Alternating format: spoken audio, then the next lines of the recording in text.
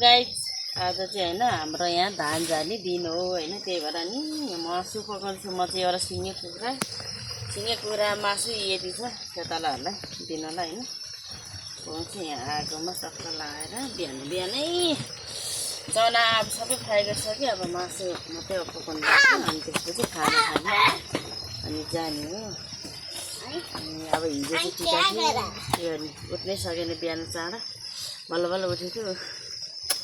ओए के हो, कहाँ आएको तिमी? कहाँ आएको? मामा घर होइन होला।